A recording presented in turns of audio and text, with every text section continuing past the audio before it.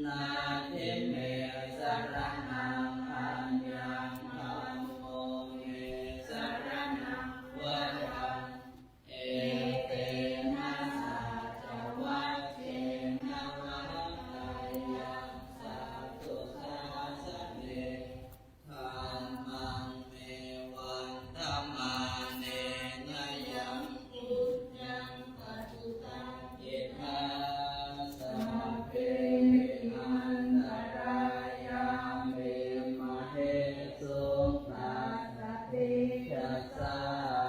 กายเนวาจายวเจตสวาธัมมิกุกมังปัจจตังมยายังธัมโมปฏิคันหาตุอัจจยันตังกาลันตาลิสังวริตุวัฏธัมเมสุปฏิปันโนภะคะวะโตสาวกสังโฆโอสุปฏิปันโนภะคะวะโตสาวกสังโฆยายาปฏิปันโนภะคะวะโตสาวกสังโฆสามีจิปฏิปันโนภะคะวะโตสาวกสังโฆยะทิตังจัตตาริปุริสยุคานิอาทาปุริสโภคลาเอสะภะคะวะโตสาวกสังโฆอาหุนายโยปาหุนายโยทักขินายโยอัญชลิกรณิโยอนุตตรังปุญญาเทตังโลกัสสะเตสัทธัมมโชสุปฏิปัตติคุณาทิยุตโตโยธาภิโทอริยโภคารสังฆเสโทสีนาทิธรรมภะคะวะยะกายจิตโตวันธามาตะมาริยานะภะนังสุสุทังสังโฆโยสัพพปานินังสารนังเขมะมุตตมังตติยานุสติทานังวันธามิตังสิเลนะหังสังฆัสสะหาสมิทาโสสังโฆเมสามิกิสโรสังโฆทุกขาสักขาตาจาวิชาตาจหิตสัมเมสังฆาสังหังนิยาเทเมสริทังชีวิตังจิตทังวันทันโตหังจริสาเมสังฆาโสปฏิปันนตังนาทิเมสรณังอัญญังธัมโมเมสรณังวรังเอเตนะสัจวัคเชนะวัฏฏายะสัพพุทธัสสะเนสังฆังเมวันธมานายะยังปุญญังปัสสุตังเอธาสัพเพปิอันตรายะมิมานิสุงตัสสะติยัสสะกายนวาจายวเจตสวาสังเกกุกมังปัจจตังมยายังสังโฆปฏิคันหาตุอัจจยันตังอารันตาริสังวริตุงวสังเก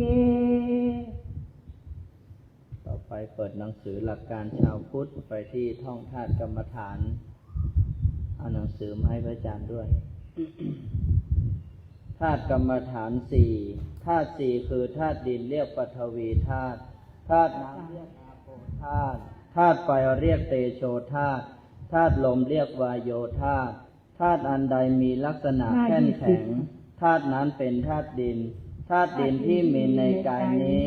คือผมขนเล็บฟันหนังเนื้อเอ็นกระดูกเยื่อในกระดูกม้ามหัวใจตับพังผืดไตปอดไส้ใหญ่ไส้น้อยอาหารใหม่อาหารเก่าธาตุอันใดมีลักษณะเหลวเอิบอาบธาตุนั้นเป็นธาตุน้ำธาตุน้ำที่มีในกายนี้คือน้ำดีน้ำเสลดน้ำหนองน้ำเลือดน้ำมันเหงื่อน้ำมันข้นน้ำตาน้ำมันเจียวน้ำลายน้ำมูกน้ำไขข้อน้ำปัสสาวะธาตุอันใดมีลักษณะร้อนธาตุนั้นเป็นธาตุไฟธาตุไฟที่มีในกายนี้คือไฟที่ทำกายให้อบอุ่นไฟที่ทำกายให้ทรุดโทรมไฟที่ทำกายให้กระวนกระวายไฟที่ทำอาหารให้ย่อยธาตุอันใดมีลักษณะพัดไปมาธาตุนั้นเป็นธาตุลมธาตุลมที่มีในกายนี้คือลมพัดขึ้นเบื้องบนลมพัดลงเบื้องต่ำลมในท้องลมในไส้ลมพัดไปตามตัวลมหายใจความกำหนดพิจารณากายนี้ให้เห็นว่าเป็นแต่เพียงธาตุสี่คือดินน้ำไฟลมประกอบรวมกันอยู่ไม่ใช่เราไม่ใช่ของเราเรียกว่าธาตุกรรมฐานบทพิจารณากาย6ขั้นตอน 1. หมดลมหายใจให้พิจารณาว่าเมื่อร่างกายหมดลมหายใจแล้วธาตุลมกับธาตุไฟก็สลายออกจากกันเราก็ขาดการรับรู้ทุกส่วนของร่างกายไม่สามารถควบคุมร่างกายได้อีกร่างกายก็จะล้มนอนราบไปกับแผ่นดินกำหนดความคิดยกเรื่องของร่างกายที่นอนราบไปกับแผ่นดินขึ้นมาสู่การพิจารณา 2. น้ำดันดินแยกออกจากร่างกายแล้วก็เหลือแต่ธาตุดินกับธาตุน้ำที่ยังคงประกอบรวมกันอยู่ให้พิจารณาว่าหากทิ้งให้ร่างกายนอนราบไปกับแผ่นดินนานหลายวันน้ำจะเริ่มดันดินออกมา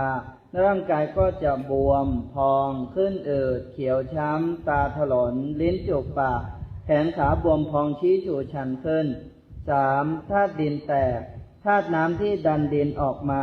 เมื่อผ่านไปหลายวันเข้าผิวหนังก็จะปริแตกไปทั่วทั้งร่างกายน้ำเหลืองน้ำหนองน้ำเลือดก็จะไหลเยิ้มออกมาตามรอยที่ปริแตกทั่วทั้งร่างกายนั้น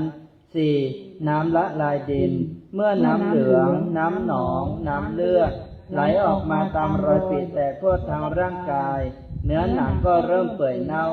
และอวัยวะส่วนอื่นๆก็เข้าสู่สภาพย่อยสลายลงสู่ดิน 5. ร่างกายเหลือแต่โครงกระดูกเมื่อเนื้อหนังย่อยสลายลงดินหมดแล้วก็เหลือแต่โครงกระดูกขาวโพลนนอนอยู่พิจารณากะโหลกศีรษะกระดูกซี่โครงกระดูกแขนกระดูกขากระดูกทั้งโครงที่ไม่มีเนื้อเหลือติดอยู่หลุดแยกออกจากกันทุกส่วน 6. กระดูกสลายลงสู่ดินพิจารณาเห็นโครงกระดูกเป็นสภาพผุกร่อนทั่วทั้งโครงแล้วพิจารณาเห็นกระดูกที่ผุก่อนนั้นค่อยๆสลายไปเป็นดินโดยพิจารณาเทียบเคียงให้จิตเห็นว่าดินกับร่างกายของเราเป็นอันเดียวกันร่างกายของเรากับดินก็เป็นอันเดียวกันเมื่อพิจารณาจบถึงขั้นตอนที่6แล้วก็ให้กลับไปเริ่มต้นพิจารณาขั้นตอนที่1อีกทำซ้ำหลายๆรอบจนจิตเกิดการยอมรับว่ากายของเราคือธาตุสี่ดินน้ำไฟลมตามความเป็นจริงบทขันธ์ห้ากายกับใจแบ่งออกเป็น5ส่วนเรียกว่าขันธ์ห้าประกอบด้วย 1. รูปขันธ์ 2. เวทนาขันธ์ 3. สัญญาขันธ์ 4. สังขารขันธ์ 5. วิญญาณขันธ์ธาตุสี่คือดินน้ำไฟลมประกอบรวมกันเป็นกายนี้เรียกว่ารูปสภาพของอารมณ์ที่เป็นสุขคือสบายกายสบายใจหรืออารมณ์ที่เป็นทุกข์คือไม่สบายกายไม่สบายใจหรืออารมณ์เฉยๆคือไม่ทุกข์ไม่สุขเรียกว่าเวทนา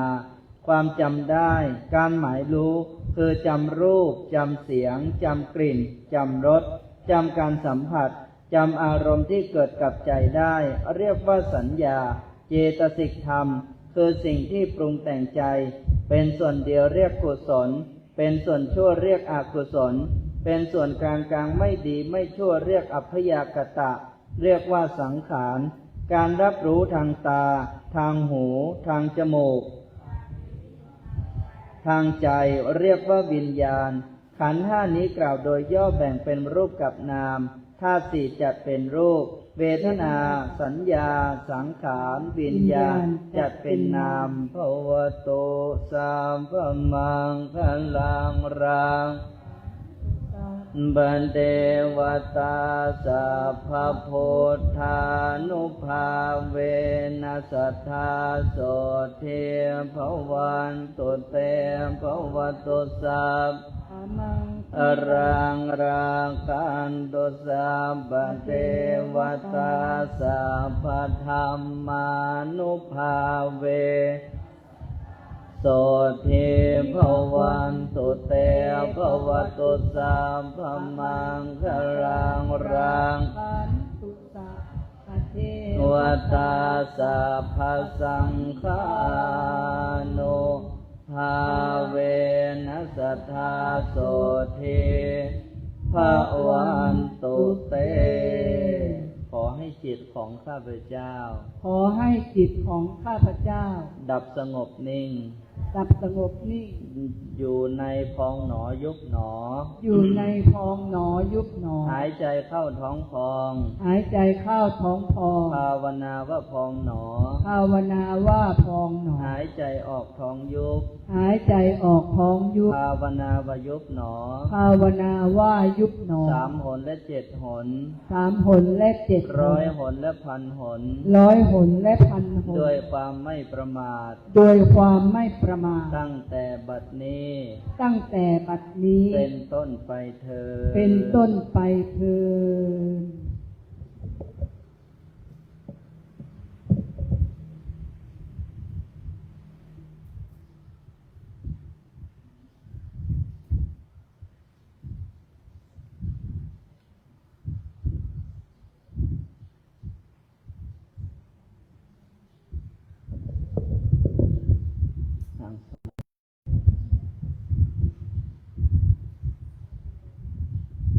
นั่งไปเรื่อยๆ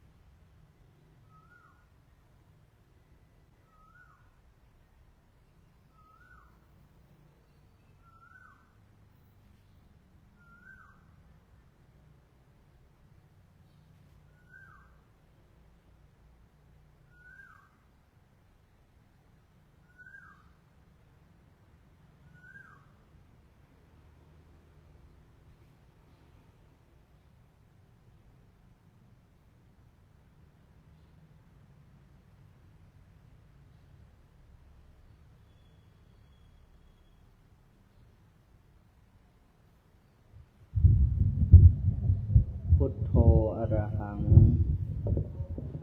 อะระหังพุทโธท้าวเวสสุวรรณโนท้าวเวสสุวรรณโน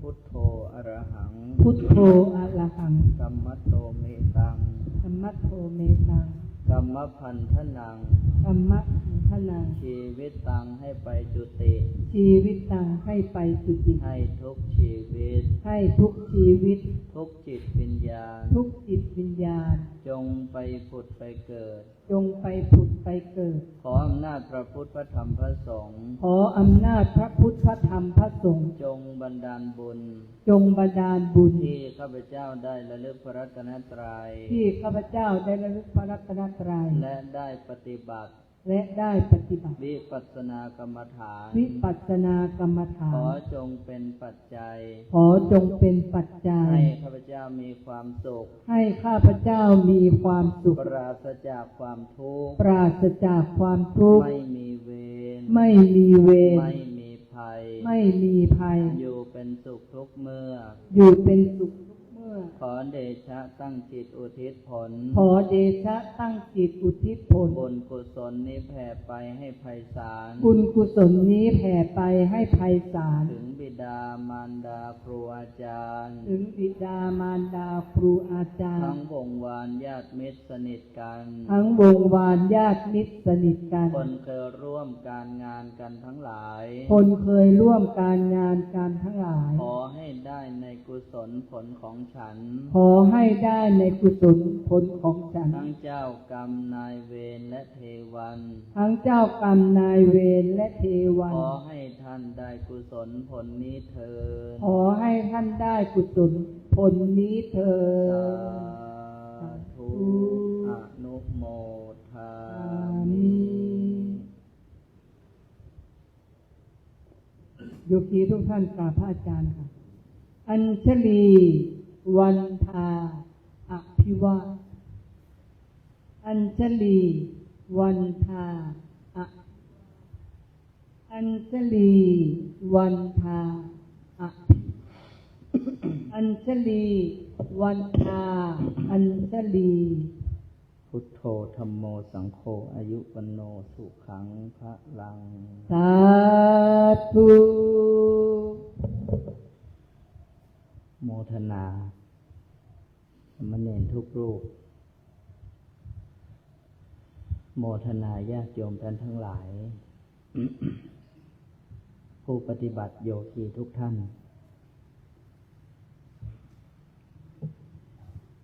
วันนี้บ่ให้ม่วนตะใด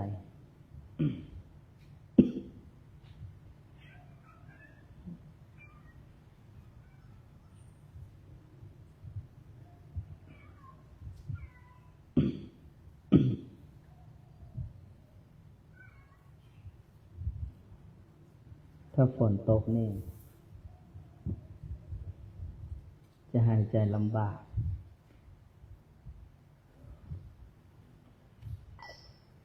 ให้ใกล้แล้วก็มาโหก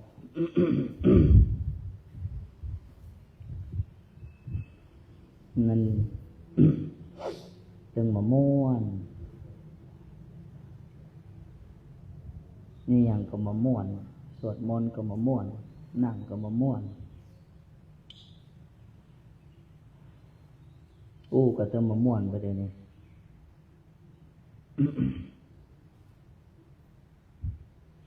มันบ่เป็นไปตามอำนาจของใจ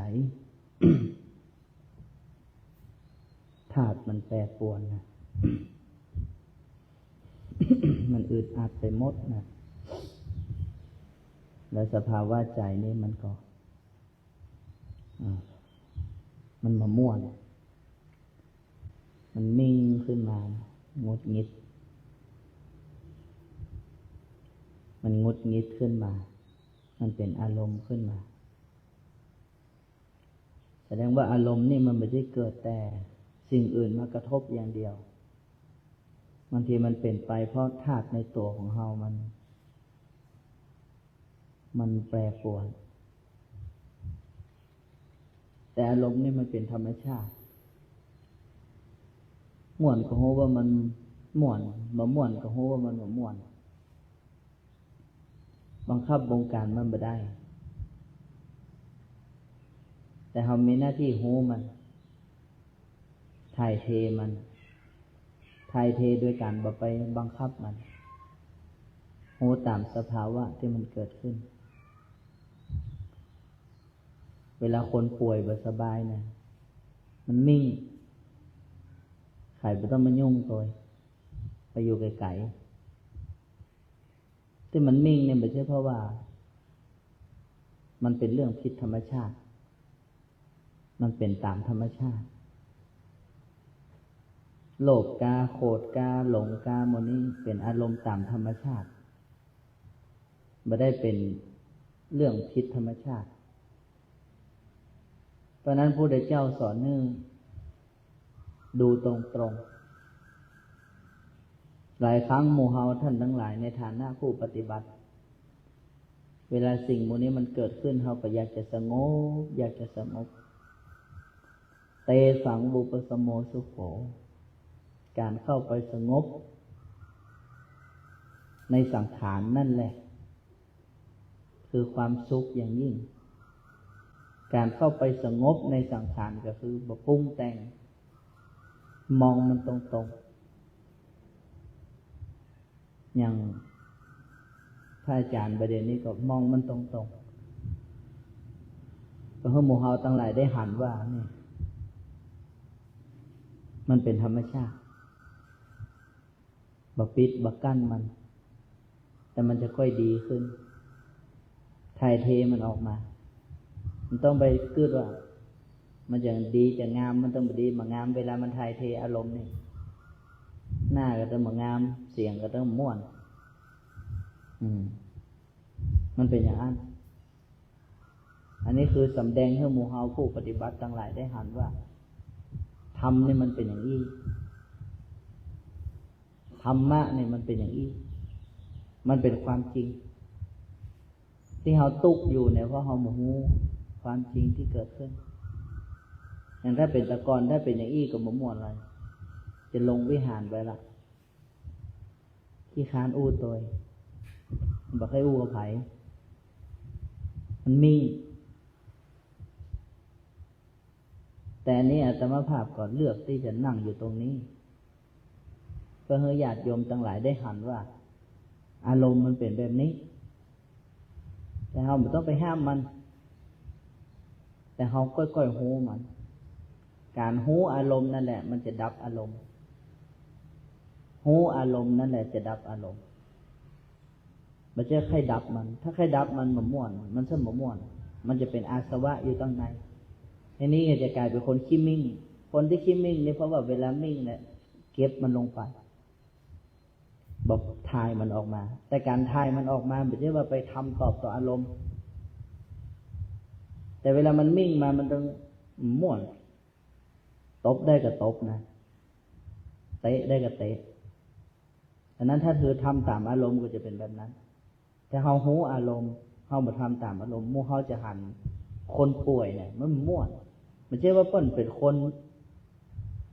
อย่างอั้นบ่ใช่แต่มันม่วนนะแม่เนาะมันต้องม่วนไผบ่ต้องมาอยู่ใกล้มันบ่เอาเพราะว่าอู้เฮาหมื่นหูนี่ไปไกลๆบางทีพอนี่ก็ต้องแต่เขาบ่ฮู้ว่ามันคือหยังเขาเลยเลือกที่จะปัดไปไกลๆคือเขาบ่ยอมรับก็เลยกดมันลงไปอันนี้คนขี้มิ่งเนี่ยมันเกิดจากอันนี้มาก่อนแรกๆมันจะเป็นคนขี้มิ่งแต่ว่ามันเก็บอารมณ์มันเลยกลายเป็นอาสวะแปลว่าจิตใต้สำนึกกิเลสคือความเศร้าหมองนะครับก็เวลาเราหูซับมันเราก็จะเข้าใจความหมายของมันไม่ใช่เรื่องเหนือธรรมชาติอย่างแม่ฐานวลีญาติโยมทั้งหลายไม่ใช่เรื่องเหนือธรรมชาติเป็นเรื่องของธรรมชาติกิเลสเนี่ยไม่ต้องไปถามหาตัวใหญ่ๆหรอกอันนี้แหละหันเนี่ยใกล้ๆเขาเนี่ยมันต้องมาอู้ความโลภโมโทสันความโกรธสภาวะอารมณ์ใหญ่ๆมันต้องไปนี้เอาเนี่ยนี่แหละ ตัวเล็กๆน้อยๆหมดเนี่ยเวลามันเกลียดรู้ว่ามันเกลียดนะแต่ที่มันเกลียดมันจะมีเหตุอะไรอย่างสักอย่างมันจะมีเหตุเนี่ยสักอย่างมันจะมีไผ่มาอย่างมันเกลียดตั้งขึ้นมาเพราะมันม่วนอึดอัดธาตุสี่มันม่วนลมมันตั้งมันม่วนมันต้องมันรู้ได้คำเดียวมันม่วนแต่เฮาเนี่ยใดเฮาฮู้มันพอมันเพราะนั้นพระพุทธเจ้าถึงบอกว่าเวลาหั่นกิเลสคือความเศร้าหมองที่มันเกิดขึ้นเนี่ยเพิ่มมันจะให้เลี่ยงเพราะเนื้อพอมันตรงๆแต่มันพอด้วยขันติคือถ้าบักขันติอะไรก็เตะสังฆทานขว้างอ่ะถ้าบักขันตินี่ก็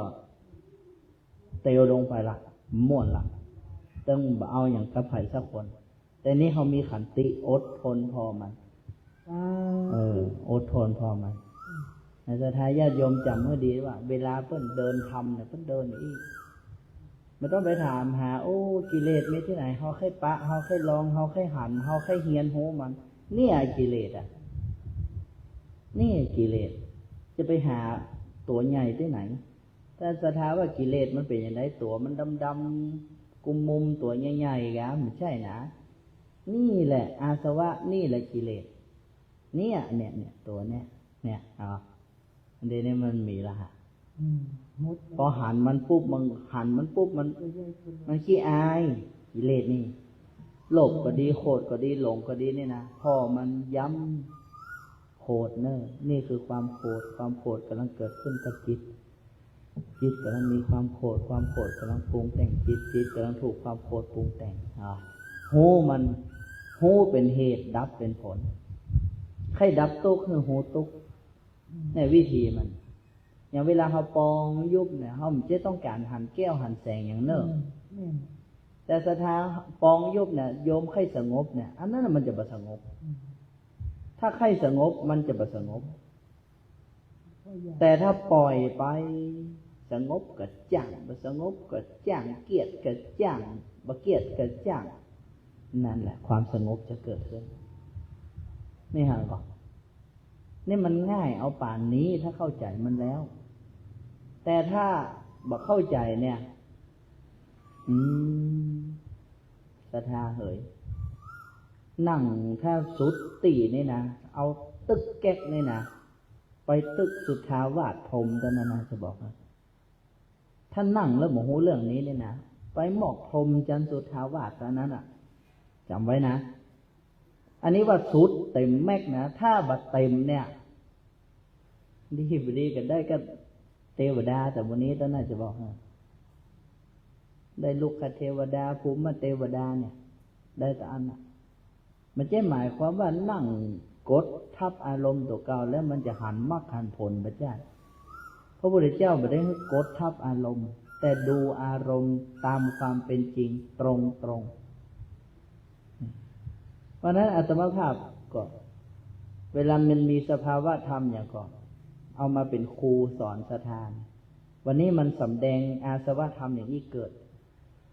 ก็โยมได้หันไปเยอะว่าอายตัวเก่าอายขายขี้หน้าตัวเก่านะแต่จะแย่งได้ให้มันเป็นประโยชน์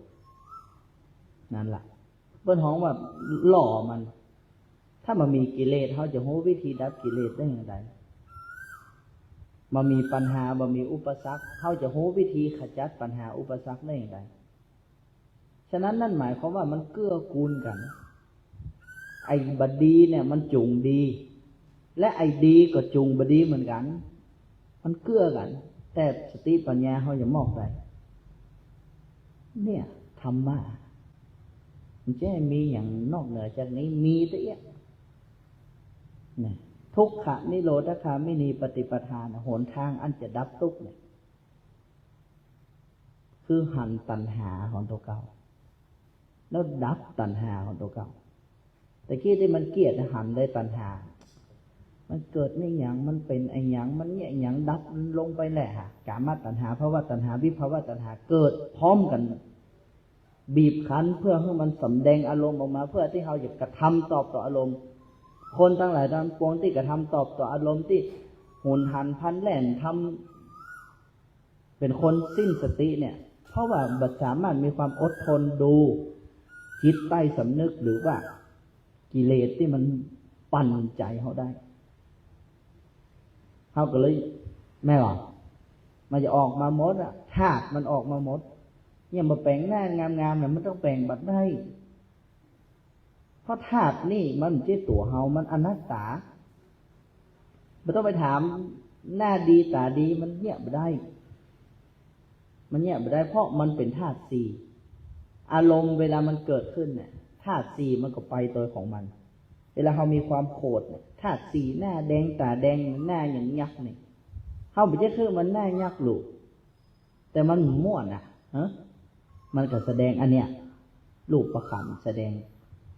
เวทนาขันแสดงอย่างได้ความรู้สึกบ่ม่วนบ่ม่วนมันเป็นทุกข์เวทนาความรู้สึกทุกข์เกิดขึ้นสัญญาความจำทำงานสังขารการปรุงแต่งแต่กี้มันปรุงแต่งบ่ได้ลูกถ้าปรุงแต่งกับบ่โทษที่จริงแต่กี้ปรุงแต่งไปสักหน่อยแล้วแบบลุงนี่มันย้ายพัดลมมันก็ยังแบบย้ายให้มันตัดเขาสักหน่อยเอาพัดลมใบก็บ่พอตุพอพระสักอย่างมันไปสักหน่อยนึงแล้วนะแต่กี้นะเอาปิกมาไม่ใช่เนอะไม่ใช่เนอะตัวเก่าเนอะใจของเฮานี่เนอะตัวยุ่งเนอะไม่ใช่คนอื่นยุ่งเนอะฮะว่าแต่ถ้าตะกี้ถ้ามันเฮาหันความปรุงแต่งของมันนี่นะเอาไปปอดนี่โดนคนแรกล่ะเนนดีนะเป็นปอดถ้าเป็นเนนนี่ขอโทษ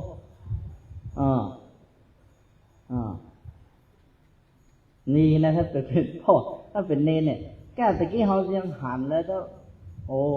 นี่ถ้าเป็นตะกอนนี่เหลือนี้ตะกอนนี่เหลือนี้เนี่ยคือเฮาหันมันไม่ใช่ของพิษแผกธรรมชาติเข้าใจป่ะเขาหันมัน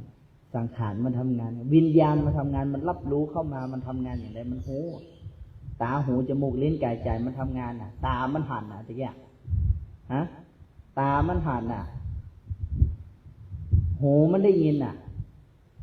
จมูกลิ้นกายใจมันทำงานมันตั้งเข้ามาประทบแล้วมันเวยที่จริงมันก็เข้ามาปกติมันเข้ามาทางตาหูจมูกลิ้นกายใจปุ๊บมันก็ไปในรูปประขันธาตุสี่มันก็ไปในเวทนาความรู้สึกมันก็ไปในสัญญาสังขารว่าเมื่อก่อนเขาหมูเรื่องหมูเนี่ยมันก็อัตโนมัติปุ๊บกระลึกตึกตักมันเป็นหูเรื่องอย่างสักอย่างเป็นอารมณ์มาเลยเห็นหรอเวลาเอาห่างใครแบบพอใจมันบวยขนาดนั้น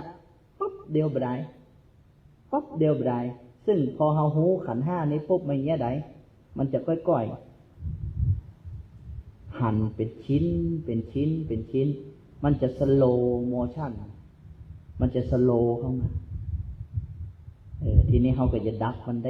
ได้ละนี่วิธีมันเป็นยังไงอย่างอี้ถ้ามานั่งรับหูรับตาแล้วบ่พอบ่หูบ่หันเรื่องโมนี้นะบ่ได้อย่างบางคนเป็นนักปฏิบัติมิ่งเลยจะบอกเฮ้อมิ่งเหลือเฮาก้อนนะจะบอกเฮ้อเนี่ยมันเป็นอย่างนั้นความกดอารมณ์ไว้อย่างโมเฮานี่จะบ่ได้หันอย่างตุนี่จะบอกเฮ้อนะแต่ก่อนนี่บอกหูเรื่องโมนี้นี่นะต่อหน้าศรัทธาญาติโยมเนี่ยโยมต้องว่าเฮาใจดีเราไปถามคนที่อยู่ใกล้ท่านเถอะมันจะตายวันละ100 รอบเขาได้ก็เพราะว่าอย่างเพราะไอ้เฮาใจดีกับศรัทธาแต่มันโกรธไม่หรอกแล้วมันจะไปลงกับคนใกล้ปุ่นแหล่งไข่ใกล้แหล่งไข่หูเนาะอยู่ใกล้ชิดเนี่ยนะเป็นคนใกล้ตัวเนี่ยนะมันจะฮับอารมณ์เขาตรงเขาก็มาพิจารณามันไหนอย่างนี้เนาะเขาสอนทำศรัทธานี่เขาจุเปิ้นก้านี่มันอย่างอี้หาแล้วเขาสอนเปิ้นเป็นจ๊ะเป็นหน้าแล้วให้ตัวเขาเนี่ยมันอย่ามาขี้มิ่งขี้โคตรอย่างอี้ปล้ำปเหลือเนาะเนี่ยก่อนมาฮู้เรื่องขันธ์ห้าเนี่ยก่อนมาฮู้เรื่องเนี่ย การพักอารมณ์เนี่ยจึงเอามาเรื่องมาเล่าให้ศรัทธาฟังโหก็อย่างหมู่เฮาเนี่ยเวลากับคนนอกตัวเนี่ยดีแสนดีนะไอ้ที่กับลูกกับเต้ากับพ่อกับแม่เนี่ยโอ้มันจะคบคอกันให้ได้มันยังเป็นอย่างนั้นเพราะอาสวะจิตใต้สำนึกมันกระทบกันเป็นปฏิฆะคือสิ่งที่มากระทบมันม่วนปฏิฆะในคือสิ่งที่มากระทบใจบีบคั้นใจความมิ่งความโกรธความอะไรอย่างต่างๆอย่างบางคนอู้กับลูกตัวเก่าไปที่หูเรื่องอู้ได้3 กรัมเอาแล้วทั้งที่มันจะมีอย่างนั้นแต่อู้ได้3 กรัมเอาแล้วมันเกิดจากอะไรอย่างมันเกยใจไอ้ที่อื่นมันกดใจหรอกอันนี้แม่5 บาทอันนี้ลูก5 บาทอันดูตั้งเต็มตีไอ้หมู่นักอู้เนี่ยนักจิตวิทยานักอู้นักคิดบวกเนี่ยไปพ่อเขาเถอะไอ้กับเวทีเนี่ยมันอู้ดีเป็นไอดอลของคนแต่ถ้าเราไปถามคนใกล้ตัวบ้านมันน่ะบ้านจะปังจะแตกออกก็ได้มันต้องบ่ได้เพราะอย่างมันกดอารมณ์มันไว้เพราะฉะนั้นวิธีจะต้องอย่างใดถ่ายเทอารมณ์ถ่ายเทอารมณ์คือรู้อารมณ์ไม่กระทำตอบต่ออารมณ์นะยังพระอาจารย์ถ่ายเทอารมณ์ออกมาเฮือศรัทธาฟังเฮือหันตรงๆเลยมันยึกยักอย่างใดเฮือหันกันตรงๆเลยถ่ายเทอารมณ์มันออกมามันดับไปละมันจะบอกเขาแล้วมันแค่เกิดก็เกิดแค่ดับก็ดับแค่ตั้งก็ตั้งหรอเพราะมันได้เป็นไปตามอำนาจใจของเขาแล้วมันเป็นเรื่องผิดแผกธรรมชาติก็ไม่ใช่เวลาศรัทธาญาติโยมมีความโกรธน้อยเนื้อต่ำใจหรือว่ามีอารมณ์อะไรอย่างที่มันบดีเกิดขึ้นเนี่ยจะไปโต้ตกเก่าว่ามันบดีจะไปเบี่ยงอารมณ์ว่ากูอารมณ์บดีกูเนี่ยได้ให้อารมณ์ดีจะไปกึดแบบนั้นต่อไปนี้อารมณ์ไหนเกิดขึ้นดีกามดีกากะพอมันตรงนี่คืออารมณ์กำลังเกิดขึ้นกับจิตกำลังมีอารมณ์ไหนว่าตามหรอนี่คืออารมณ์กำลังเกิดขึ้นกับจิตอารมณ์กำลังเกิดขึ้นจิตกำลังมีอารมณ์จิตกำลังมีอารมณ์กำลังปรุงแต่งจิตอารมณ์กำลังปรุงแต่งจิตกำลังถูกอารมณ์ปรุงแต่งจิตกำลังถูกอารมณ์ปรุงแต่งบอกไอโอเหี้ยว่ามันไปละนี่แหละการรับรู้อารมณ์นะแล้วช่วงนี้ก็ต้องขออภัยญาติโยมว่าบ่ได้อยู่โดยเต็มมือเต็มวันปกติตอนเจ้าก็จะลุกมาทำวัดโดยมาอย่างโดยช่วงนี้อย่าง2 ถึง 4นี้จัดกิจกรรมร่วมกันกิจกรรมแฮมตี้ก็อยู่โดยสเก็ตส่วนทวีชนท่านอาจารย์เจ้าคุณพระราชยานะวัชรชิโนภาสหรือว่าพระอาจารย์ต้นเจ้าของตำราเนี่ยเพิ่นมา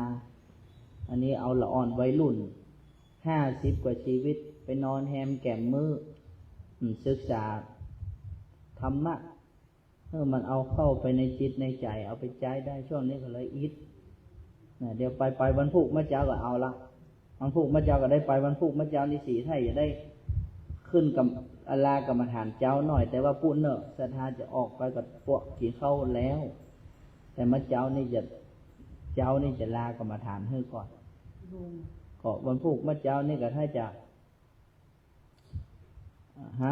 เอาพูดวันศีลให้ได้วันพูดก็น่าอาจจะลากรรมฐานก็ต้องเจ้าน่าจะทำวัดเจ้าแล้วจะลาให้ก่อนแต่ศรัทธาก็ปฏิบัติกันต่อไปนะมันจะปิดบ้านก่อนนะแต่เขาจะลาให้ก่อนบ้านน่ะมันจะเข้าบ่ายไปเขาจะลานำศรัทธาขอขมาพระรัตนตรัยก่อนแล้วก็ศรัทธาก็ปฏิบัติกันจนถึง 11 โมงพุนะกินข้าวกินปลาก็ค่อยปิกเข้าใจก่อนเพราะว่าวันพรุ่งนี้เนี่ยก็จะมีของนะพระราชทานมอบเพื่อโดยนะเป็นของที่ระลึกนะมอบมือกับรอบนี้ประมาณกี่คน30เนี่ย ศรัทธาญาติโยมทั้งหลายพระเจ้าแผ่นดินเฮานี่นะ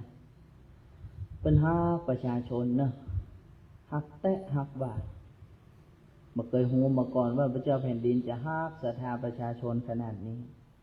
ตั้งแต่มาทำงานสนองพระเดชพระคุณนี่นะหันพระเจ้าแผ่นดินใส่ใจขนาดพระเจ้าพระสงฆ์ใส่ใจพระศาสนาใส่ใจความทุกข์ยากของประชาชนอันยังจะเนี่ยให้ประชาชนมีความสุขอันยังจะเนี่ยให้ประชาชนพ้นจากความทุกข์พระองค์นะก็เนี่ยพระราชทานรักธรรมมาใส่ใจขนาดไขเนี่ยอย่างเนี่ยหูหมดนะหมู่เฮาประพฤติปฏิบัติธรรมนี่กาไขเนี่ยอย่างไขเชียงใหม่กำลังเผยแพร่อันอย่างโอ้พระองค์เต็มที่เดี๋ยวส่งอันนั้นมาเฮ้อส่งอันนี้มาเฮ้อพระองค์หันว่าเฮาก็ช่วยกันทำงานเพื่อประชาชนนี่คือพระมหากรุณาธิคุณถ้าบอกเคยฝันว่าเจ้าฟ้าเจ้าแผ่นดินนี่งานเป็นนักเหลือขนาดนะไม่ก็ไม่ใช่งานเหนืองานใต้ในประเทศนอกประเทศแต่วัดน้อยๆอย่างหมู่เฮาทั้งหลายนะประชาชนน้อยๆอย่างเฮาจังหวัดเชียงใหม่เนี่ยพระองค์ก็บอกเคยละหันว่าเฮาเผยแพร่งานในอย่างทำงานในอย่างก็ส่งเสริมทุกอย่างขาดเหลืออย่างส่งมาใส่ใจทุกอย่างแม้แต่พระเจ้าเฮาเนี่ยเป็นล้าวเป็นปังนะชำรุดทรุดโทรมหันถึงพระเนตรพระกันทรงพระกรุณาครับเป็นเจ้าภาพในการบูรณะปฏิสังขรณ์เพราะฉะนั้นที่ให้ญาติโยมฟังนี่ก็คือเฮาหันกับหูกับตาเนอะว่าพระเจ้าแผ่นดินนี่เป็นผู้ทรงธรรมแต่ถ้าว่าไม่ได้หันกับหูกับตานี่ก็ต้องเอามาให้กันฟังมาได้ใส่ใจขนาดวันพุธวันเฮอเนี่ยวันวิสาขบูชาพระราชทานต้นพระศรีมหาโพธิ์นะปลูกทุกจังหวัดขอนุใส่ใจไปใส่ใจนะปลูกทุกจังหวัดนะพระเจ้าแผ่นดินเฮานี่เมื่อเช้านี่ก็จะนอนแล้วก็จะตื่นเมื่อคืนนะเมื่อเช้าในสักบ่ายสองบ่ายสามไปนอนมันเป็นกฎพระราชานี่อย่างเปิ้นนอนเมื่อเช้าเปิ้นลุกเมื่อคืนเพราะว่าเมื่อเช้าประชาชนตื่นเมื่อคืนประชาชนรับพระเจ้าแผ่นดินบ่รับเมื่อคืนเพราะเป็นความต้องตรวจดูสารทุกข์สุขดิบของประชาชนในยามรับยามนอนก็จะต้อง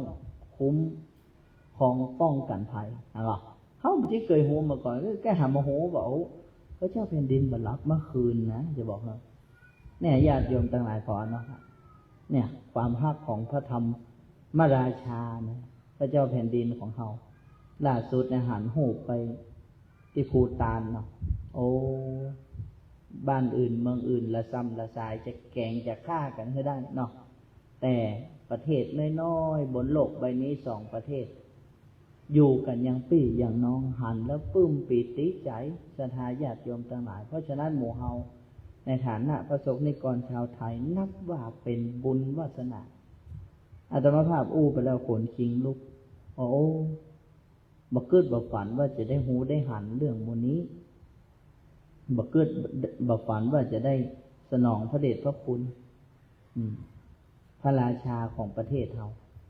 จึงมาหูเนี่ยศรัทธาญาติโยมเขาเกิดเอาพระเจ้าแผ่นดินเนี่ยพระเจ้าปุณเนอทำใจสมเด็จเจ้าคุณนี่แต่ถ้าอย่าไม่ได้กินละถ้าอย่าไม่ได้มีโอกาสละมันใช่อย่างอันนะใจดีศรัทธาญาติโยมทั้งหลายใจดีถ้าเพิ่นทำงานบ่ได้หรอกถ้าทำงานเนี่ยเพิ่นต้องเป๊ะบ่ได้แต่กับตุกับพระเนี่ยเพิ่นยิ้มแย้มแจ่มใสมีความสุขแล้วก็สนใจเนอะปฏิบัติธรรมเนี่ยนะเพิ่นก็ปฏิบัติอย่างที่หมู่เฮาปฏิบัติเนี่ยเรื่องขันธ์5กาท่องพระรัตนตรัยการทักอารมณ์การเนี่ยเพิ่นบอกว่าต้องปฏิบัติอย่างมาเนี่ยอันนี้รู้สึกว่ามันจะประชาชนถ้าจะเงียบง่ายฝากพระคุณเจ้ากรรมมันเงียบง่ายประชาชนจะเงียบง่ายก็เลยฝากพระคุณเจ้าเอาไปเผยแพร่ครับบอกกับประชาชนขนาดเพิ่นสัมผัสด้วยพระองค์ไม่หรอกแต่ก่อนพระองค์บอกมันม่วนมันก็ให้มาม่วนอย่างที่เขาว่ากันมันม่วนแล้วมันบอกว่าอันอย่างมันคืออันอย่างเนาะ แต่พอพระองค์มาหูเรื่องมันเนี่ยโอ้มันเป็นประโยชน์พระองค์เลยเผยแผ่ใครจะว่าอย่างใดสถานหูไว้นะว่าสิ่งที่หมู่เฮาร่วมกันเผยแผ่สิ่งที่หมู่เฮาร่วมกันปฏิบัติเนี่ยเป็นธรรมะพระราชทานหวังที่จะเยียวยาจิตใจของคนในสังคมประชาชนทุกคนทุกท่านนั่นเจ๊ว่าพระองค์เอามาให้เฮาเนี่ยแล้วพระองค์มาแยกใจพระองค์ทำเป็นแบบอย่างทำเป็นแบบอย่างปฏิบัติเป็นแบบอย่างประกาศพระปริตการระลึกพระรัตนตรัยการทักอารมณ์ท่องธาตุกรรมฐานที่นำหมู่เฮาว่าไปเงี้ยพิจารณากาย6ขั้นตอนการแขนขาบวมพองชี้ชวนชันขึ้นนะว่าพระองค์เก่งจะตายท่องได้หมดเก่งอย่างนั้นนี่เจ้าฟ้าทีปังกรนี่ก็เก่งหันอย่างนั้นนะญาติโยมทั้งหลายปฏิบัติโอ้เขาก็แค่หันมาหูถ้าบาหันว่ากับหูกับตาเนาะเขาก็ต้องมาหูเนอะว่าโอ้เพิ่นจะอยู่จะอย่างใดเนาะเขาก็กึดไปต่างๆนานาแต่ก่อนหมู่เฮาบ่เคยหูเคยหันหรอกประเด็นนี้พอหูพอหันก็แหล่งฮักว่าโอ้สถาบันพระมหากษัตริย์นี่ทรงเป็นสถาบันที่สำคัญของชาติและก็พระศาสนาถ้าพระราชาประเทศใดบ่มีธรรมเนี่ยแผ่นดินนั้นบ่ร่มเย็นสถาเหยเพราะฉะนั้นอันนี้แหละพระองค์ทรงสืบสารต่อยอดรักษาธรรมของในหลวงรัชกาลที่9คือสมเด็จป่อของเปิ้นโดยแท้พระบาทสมเด็จพระเจ้าอยู่หัวรัชกาลที่9มีโครงการในพระราชดำริเศรษฐกิจพอเพียงเลี้ยงต้องแต่มันจะหมายความว่าต้องอิ่มแล้วบ่มีตุกพระองค์หันตรงนี้สืบสารรักษาต่อยอดป่อเพื่อแนวคิดประชาชนอิ่มต้องลูกสานต่อเพื่อประชาชนอิ่มใจมันเข้ากันพอดีสถาหันก่อนนั้นหมู่เฮาทั้งหลายนี่นะหมู่เฮาน้อมใจเนื้อว่าบุญกินบุญทานที่หมู่เฮาได้ร่วมกันทำเนี่ยขอถวายเป็นพระราชกุศลแด่ธรรมราชาพระบาทสมเด็จพระวชิรเกล้าเจ้าอยู่หัวขอพระองค์ทรงพระเจริญยิ่งยืนนานทั้งพระบรมวงศานุวงศ์ทุกพระองค์ที่มีคุณต่อประเทศชาติบ้านเมืองของเขาสยามประเทศนี้ร่มเย็นเป็นสุขได้เพราะอยู่ใต้ร่มพระบารมีของธรรมราชาพระองค์นี้โดยแท้ดังนั้นบุญกินบุญทานที่หมู่เฮาทุกคนได้ร่วมกันทำบุญเจริญพระกรรมฐานทั้งหลายทั้งปวงเหล่านี้บุญที่ได้ระลึกพระรัตนตรัย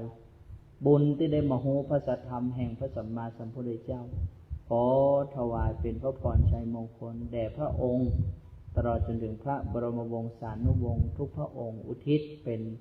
พระราชกุศลแด่พระสยามเทวาธิราชหมายถึงพระมหากษัตริย์ทุกๆพระองค์นับแต่อดีตจนถึงปัจจุบัน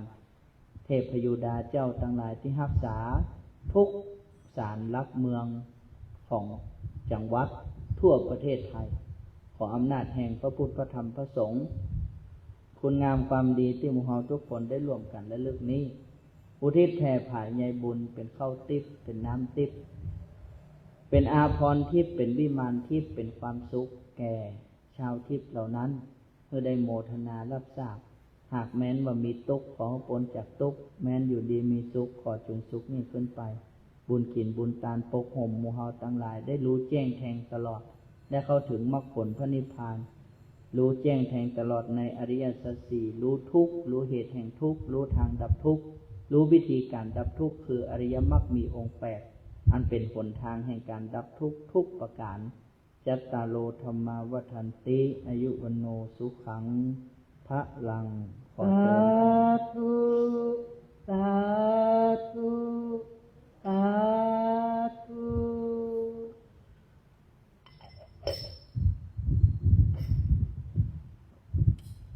พัก10 นาทีเนาะ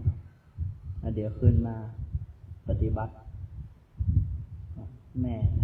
นำเนอะโยคีทุกท่านกราบพระอาจารย์ค่ะอัญชลีวันทาอภิวา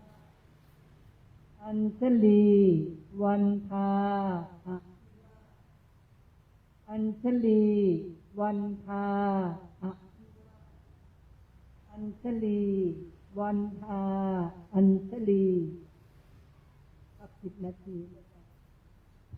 เข้าห้องน้ำกดน้ำ